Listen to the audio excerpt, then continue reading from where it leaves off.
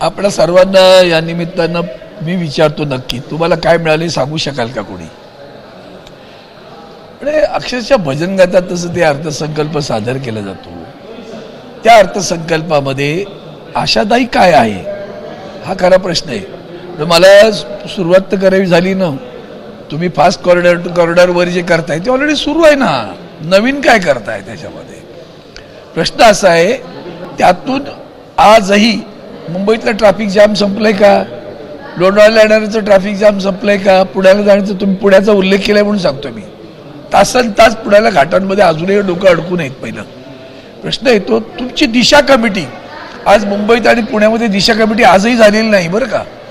1 वर्ष होऊन गेलं, अजूनही दिशा कमिटी झालेली नाही आहे. नक्की काय करताय मला कळू दिलं. अनएम्प्लॉयमेंटच्या संदर्भात किंवा तुम्ही IT सेक्टरला असं लिहिलं की आम्ही त्यांना सपोर्ट करू. आत्ता गेल्या 6 महिन्यामध्ये इन्फोसिस असेल, विप्रो असेल, TCS असेल, अगदी काल परवा ॲमेझॉन, या सगळ्यांनी आपले कर्मचारी कमी केले. कुठली एम्प्लॉयमेंट वाढवली तुम्ही आम्हाला कळू दे ना. कुठं मुलांना रोजगार मिळेल असं तुम्ही कोणतं काम केलंय की ज्याच्यामुळे रोजगार वाढला? ती रोजगारची संधी दिसते. संबंध बजेटमध्ये रेल्वेवर एक शब्द उद्गारला नाही. आता पूर्वी रेल्वेचा स्वतःचा अर्थसंकल्प असायचा, तो नाही. तुमच्या या अर्थसंकल्पामध्ये रेल्वेसाठी काही लिहिलं नाही. मी गेले 10 वर्ष लँड पॉलिसीवर बोलतोय. माननीय पंतप्रधानांचं भाषण आहे की आम्ही 2022 पर्यंत प्रत्येकाला या देशातील गरिबांना पक्का घर देऊ. किती लोकांना पक्का घर दिलं तुम्ही? आणि मग ज्यांची घरं आज केंद्र सरकारच्या जमिनीवर आहेत त्यांच्या घरांबद्दल तुमचं धोरण काय? एक शब्द अवाक्षर नाही. टेक्स्टाईल बद्दल त्यांनी सांगितलं आता आम्ही पुन्हा जोरदार हब सुरू करणार आहोत. जिवंत हब मारून टाकली ना तुम्ही मुंबईतली. तिच्या जिवंतपणासाठी तुम्ही काय करणार आहात? आज आमचा गिरणी कामगार उद्ध्वस्त झाला, गिरण्यांचा उद्योग उद्ध्वस्त झाला. मुंबईसारखं शहर हे गिरण्यांचं आणि बंदरांचं शहर होतं, त्याच्याबद्दल काही नाही. मुंबई बंदराच्या विकासाबद्दल काही नाही. वॉटरवेज तयार करणार, कुठून करणार? मग तो मुंबई बंदराचा विकास व्हायला हवा की नको? तर तो वॉटरवेज होईल. सगळ्यांना मुंबईत यायचं आहे, मग बंदर कुठे आहे मुंबईला? JNPTला उतरायचं का वाढवणला उतरायचं? एक अवाक्षर नाही, त्याचं प्रोव्हिजन नाही.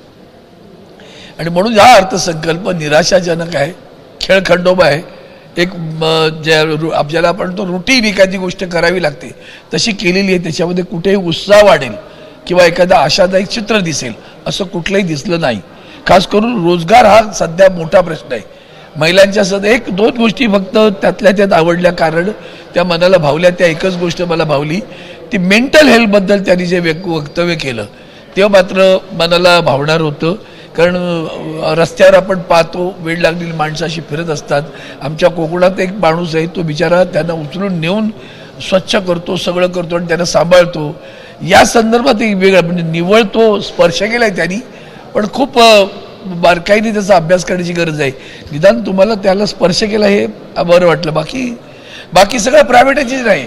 तुम्ही न्यूक्लिअर पॉवरच्या संदर्भात तुम्ही काय करणार आहात? तर म्हणे आम्ही त्यांना ड्युटी फ्री करणार. कोण न्यूक्लिअर पॉवर कोण करणार आहे? आत्ता बिल आलं होतं तुमचं. त्या बिलमध्ये कोणासाठी आहे? सगळे खाजगी उद्योग न्यूक्लिअर पॉवर निर्माण करणार. हे सगळं तुमचं जे सुरू आहे ना. आणि एका बाजूला तुमचा रुपया गडगडला, काल पण बाजार गडगडलाय. अवाक्षर नाही बरं का, हे लक्षात आलं. मध्यमवर्गीयांना टॅक्स सवलत मिळेल असं वाटत होतं इन्कम टॅक्स मध्ये, ती मिळालेली नाहीये. मध्यमवर्गीयांना यातून अंतर्मुख होण्याची गरज आहे. नाही, ते सगळे म्हणूनच सांगतो, हा आमचा मध्यमवर्ग खास करून महाराष्ट्रातला, त्यांनी आता अंतर्मुख व्हा बरं. म्हणून आम्ही नेहमी म्हणतो आम्हीही धार्मिक आहोत पण धर्मांध नाहीये. मतदान करताना हे सगळं विसरता. त्या पेन्शनधारक बिचारे, सर्वोच्च न्यायालयाने निर्णय दिला होता त्यांना, ते EPS या पेन्शनधारकांचं पेन्शन वाढवा म्हणून. एक अवाक्षर नाही त्या गरीब वृद्धांसाठी. कुठं अवाक्षर आहे? सांगा मला त्याच्यामध्ये की यांना आम्ही काहीतरी वाढवून देऊ पेन्शन. काही नाही. इन्कम टॅक्स मधली नुसतं रिलीफ दिलं आणि दुसरीकडनं पैसे खेचून घेतले. पेट्रोलचा भाव जगाच्या बाजारपेठेत जे तेल आहे ते स्वस्तात मिळतं. तुम्ही पंपावरचा भाव नाही कमी झाला पेट्रोलचा. हा हे पंतप्रधान असे टाळ्या वाजून बोलायचे, जगामध्ये जेव्हा ऑइलचा भाव तेव्हा पेट्रोलचा भाव. झाला का हो तुमच्या राज्यात? कोविडमध्ये $50 बॅनर होतं तरी नाही झाला. ही म्हणजे तुम्हाला इकडे दिलं तर तिकडनं खेचून कसं घ्यायचं बरोबर माहिती आहे. मग इकडनं पैसे मजबूत जमा करून घेतले, हे लक्षात घ्या. सर, मुंबई ही देशाची आर्थिक राजधानी आहे. मुंबईच्या संदर्भात खास करून लोकलच्या संदर्भात लाईफलाईन संदर्भात रेल्वेचा उल्लेखच नाही. मी आता म्हणालो की रेल्वेचा शब्द सुद्धा त्या संबंध अर्थसंकल्पात नाही. ज्यासाठी पूर्वी वेगळा अर्थसंकल्प मांडला जायचा त्या खात्याच्या अर्थसंकल्पात कुठेही त्याला स्पर्श नाही. मुंबई ही देशाची आर्थिक राजधानी आहे. मुंबईसाठी तुम्हाला या अर्थसंकल्पामध्ये काही पाहायला मिळतंय का? तुम्ही त्या ठिकाणी नाही ना, मी आता स्पष्ट तुम्हाला सांगितलं ना. शेवटी आमच्या या नोकऱ्या मुंबईमध्ये काय आहे, रोजगार. जर तुम्ही मुंबई बंदराचा विकास करणार नसाल तर बाकीचं रोमॅन्टिसिझम आहे ना. आणि नोकऱ्या जात आहेत लोकांच्या, त्याच्याबद्दल एक अवाक्षर नाही आहे तुमचं.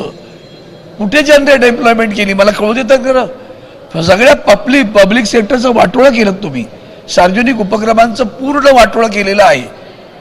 आणि मग अशा उपक्रमांचं वाटोळं, जिथं रोजगार प्रचंड मोठ्या प्रमाणात मिळत होता तो रोजगारच काढून घेतला. आणि आता खाजगींनी काय केलं, धडाधड नोकऱ्यात काढून टाकलं ना IT सेक्टरमधनं. सध्या सर्व्हिस सेक्टर, इंडस्ट्रियल डेव्हलपमेंट कुठे आहे बरं? दाखवा बरं कोणता उद्योग आला. महाराष्ट्राला सांगितलं होतं, वेदांत गेला ना गुजरातला, आता तुम्हाला याच्यापेक्षा मोठा उद्योग आणून देतो. काय आलं? राज्याच्या मुख्यमंत्र्यांनी 35 लाख कोटीची गुंतवणूक आणलेली आहे. ती मुंबईतल्या मुंबईत मिळालीच. ती दावोसला जायची गरजच नव्हती.